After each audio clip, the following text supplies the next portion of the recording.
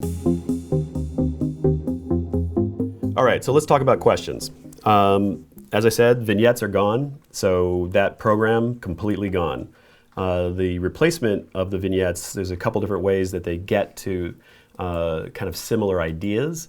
The one advantage of the drawing as part of the exam was that it allowed them to at least try to be sort of comprehensive. Now, personally, I think the vignette questions were not wildly actually comprehensive. I think they ended up being, in order for the computer to grade them, and being kind of simplistic. So I think it wasn't working terribly well, but that was the idea. They wanted to make sure that architects could think comprehensively. And so there's now a bunch of new ways that they are doing that, which are probably much more effective. So the vignettes are going to be gone in 5.0. There's still going to be the same multiple choice questions. There's going to be check all that apply, quantitative fill in the blank, hotspots, drag and place, and case studies. So let's sort of talk these through just a little bit. So multiple choice will be essentially the same as it was before. Over the last couple of years, maybe the last 2 years, they've started instituting a series of kind of rules about how they do the questions, which are a bit different, similar, but a bit different from how it's been done over the years. So for one example is that they say when only one, this is the question type that makes sense when only one single correct response exists. Previously, the way people talked about this was there were often two correct answers. One was just more correct than the other.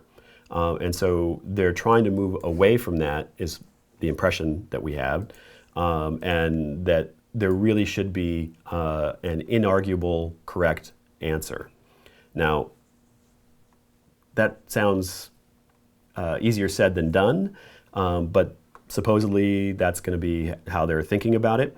There will not be any all of the above, or none of the above, or just 2 and 3 but not 1 and 4.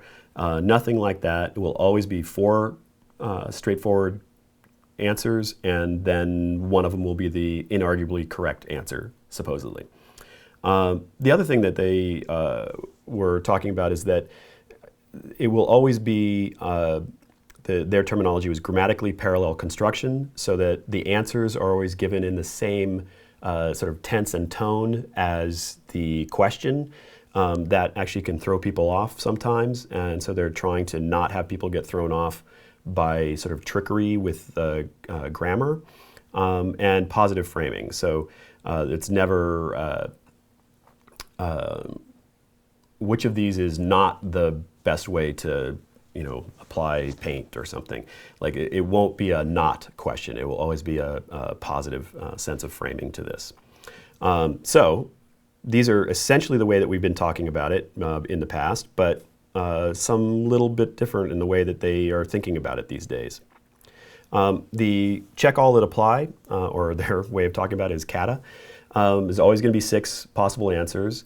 In their version, this is when multiple responses exist, so it's different from the other one. So if they have a question that there are multiple potential responses, then they flip it from being a multiple choice to being a kata type.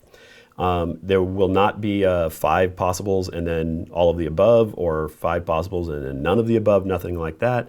And the sort of concept here is that every answer is plausible, but that one is inarguably correct, or a number are inarguably correct, and the ones that should not be chosen are inarguably incorrect. Again, that's easier said than done. We'll see how the questions actually come through. The process of making the questions is kind of interesting. The way that they do that is by having volunteer architects some people who have just passed recently, other people who have been in the industry for many years, and lots of people in between. And those folks in lots of different committees around the country get together for a short period of time, run through how it works, and then they all go off and do homework, and they have to each do, I don't know what it is, say 10 questions. Those 10 questions get looked at by everybody, and then a bunch of them get thrown out, some get combined, some of them get changed. Eventually they make it out of the committee, and then they go to another committee, who's sort of a higher up committee, and then they review them. And then eventually they get onto the exam, but as a test prep, not as a real question. And so they're able to see how people respond, but they don't count for that particular person. That particular person doesn't know that. You don't know which ones are test prep and which ones are real. But the idea here is that they're trying to do this in such a way where it goes through a number of different phases where people can sort of check to make sure, all right, is it matching all of these issues that we talked about? Is it grammatically parallel? Is it positive framing? Is it true that that's really the only reasonable set of answers? The idea is that they are creating test questions for people to prove that they are competent. This is an exam about being competent as an architect. This is not an exam that is trying to demonstrate that you are talented. It is not an exam that's trying to demonstrate design skill. It's not an exam trying to really do anything other than show that you are competent at architecture. And when you talk about that from an NCARB and AIA standpoint, that's really talking about health, safety, and welfare of the public, and can you run your firm? Can you not run it into the ground? All right. Next question type, quantitative fill in the blank. So these are fill in the blank, so there's no choices. It's just a blank spot where you have to fill something in. It's always going to be a number. It could be decimals or whole numbers. The one interesting thing to note here is that when you do one of these calculations, I know people kind of freak out a little bit about, well, to what decimal point do I need to take it to? What are they expecting? They actually, the way they talk about it at least, is that there will always be a reasonable range accepted. So if you're doing a calculation and you round off at the beginning and somebody else rounds off at the end, that you'll both have the correct answer. It's okay, even if your answers are slightly different. If instead of one person ends up with 55 and the other ends up with 55.4, those are both going to be considered correct answers. So not to overly fret about those issues and just kind of keep rolling through them. But pretty straightforward. You'll always be numbers and always be kind of probably related to formulas or things like that. And the units should always be clear on the answer area. And then there's a couple sort of new ones, and these are the more interesting ones, the hotspots and the drag and place. So the hotspots are essentially, if you imagine a picture. So I have a drawing of a detail, let's say of a parapet meeting a roof. And it might say, place the coping, or place the through wall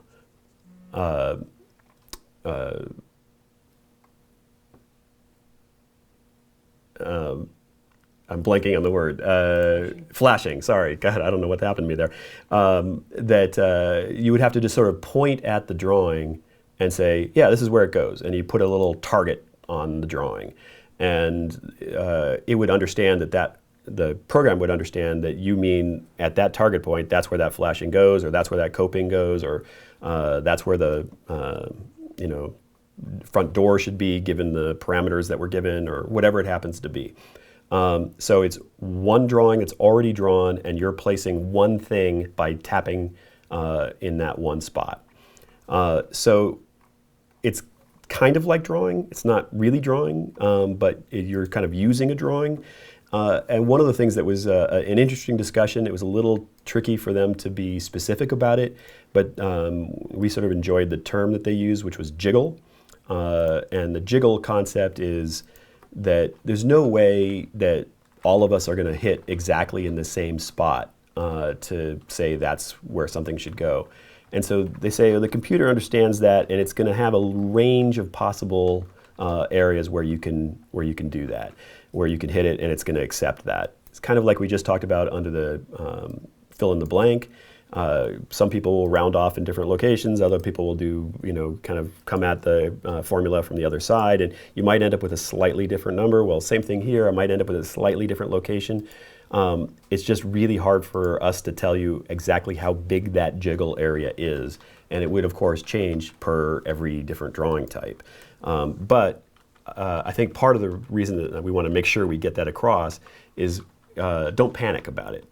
It's probably going to be fine. If you have a general understanding of what the correct answer is, you just kind of go for where you think it goes, and I'm sure you'll be fine. Drag and place is going to be very similar, but is a little more complicated. So drag and place is going to be a situation where there's a base drawing, and that base drawing has some parts of the information on it, and then there's going to be off to the side a series of other parts that you need to pull into that base drawing and plug them in. And it's essentially the same. You're gonna pull it over, you're gonna drag it, and you're gonna place it in. It's kind of like just hitting the target on the previous one, but it's when you hit that, it places in this larger chunk of drawing. So one example that we looked at with them was a wall section, a wall type, and there were some bricks and there was some inner drywall, and you had to place the framing, the insulation, and probably what the question was really about, the vapor barrier. So there was a specific context, it told you where it was and all of that, and you had to know that the vapor barrier should be on the warm side of the insulation. So that's a fairly straightforward thing, and you can imagine a lot of ways that that could get used. It could be something like, here's a site plan. This site plan, we want to put a patio in that gets shade in the afternoons, but gets sun in the morning, and blah blah blah. And we don't want to be able to see the loading dock next door or something like that. And so here's the patio, and here's a couple of other pieces you have to sort of pull across the drawing and place them into the drawing. And so you'd be demonstrating that you understand sun angles and things like that. So again, this is like drawing. It's more like drawing than hotspot, but you're still not really drawing anything. The drawings are really gone. This is really the same, that same basic idea of kind of just moving parts. Again, jiggle, there's going to be a lot of flexibility. All right. And actually, guys, one thing I'm doing here is I'm sharing. NCARB has actually provided some YouTube videos on these different new types that you can check out. So if you look in the chat box here, I just posted YouTube video links that you can maybe save and then review them after our session tonight. I'll include one also for I think the next topic, which is probably case studies, right? Yeah. Yeah, and they're very simple and straightforward videos, and definitely worth kind of understanding.